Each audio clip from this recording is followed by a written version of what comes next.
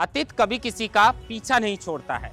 अशोक गहलोत सरकार में मंत्री रहे महेश जोशी को ईडी ने गिरफ्तार कर लिया है और 4 दिन की रिमांड पर भी भेजा है। खबरें आपने पढ़ी होंगी और सुनी होंगी, लेकिन ये पूरा मामला क्या था, किस तरह ईडी महेश जोशी तक पहुंची, क्या क्या सवाल पूछे गए और आगे क्या महेश जोशी की मुश्किलें बढ़ सकती हैं, इसको लेकर विस्तार से बातचीत करेंगे। सबसे पहले ईडी महेश जोशी को नोटिस देती है जल जीवन मिशन घोटाले में जो 900 करोड़ रुपए का फर्जीवाड़ा हुआ था उसको लेकर। अब 3 नोटिस तक तो महेश जोशी व्यक्तिगत कारणों का हवाला देते हुए ईडी के दफ्तर में ही नहीं पहुंचते हैं, लेकिन फिर गुरुवार के दिन ईडी उन्हें बुलाती है तो महेश जोशी दस्तावेजों के साथ अपने सहायक के साथ 11 बजे ईडी के दफ्तर में पहुंच जाते हैं।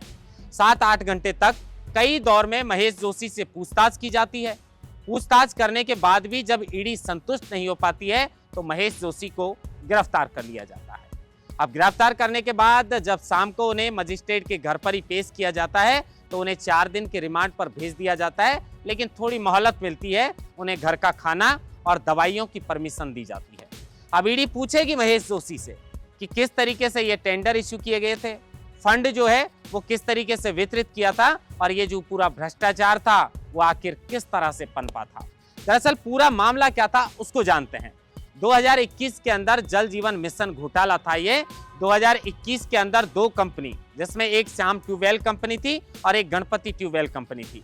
इन दोनों कंपनियों के जो मालिक हैं, एक महेश मित्तल और एक पदमचंद, इन दोनों ने फर्जी अनुभव प्रमाण पत्र दिखाते हुए 859 करोड़ रुपए और 859 करोड़ 2 लाख रुपए का जो टेंडर है वो एक कंपनी को मिलता है और 120 करोड़ 25 लाख का टेंडर दूसरी कंपनी को मिलता है।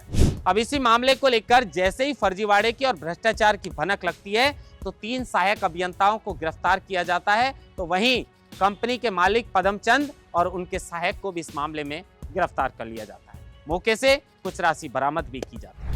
उसके बाद धीरे धीरे इसकी पूछताछ का दायरा बढ़ता है और ईडी महेश जोशी को नोटिस देना शुरू कर देती है, लेकिन 3 बार तो महेश जोशी व्यक्तिगत कारण का हवाला देते हुए ईडी की पूछताछ में जाते ही नहीं है।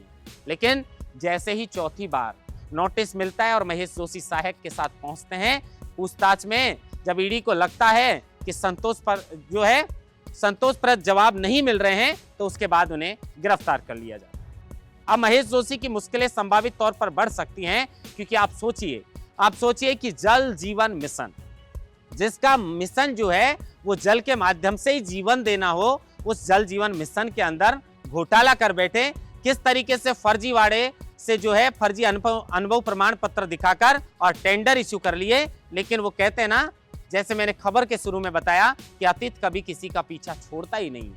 आज नहीं तो कल जैसा आपने किया है वैसा आपको मिलने वाला है। अब ईडी लगातार 4 दिन में इनसे पूछताछ करेगी और सारे जो भ्रष्टाचार हैं उसके राज खंगालने का प्रयास इस मामले को लेकर महेश जोशी की पूछताछ में किया जाएगा।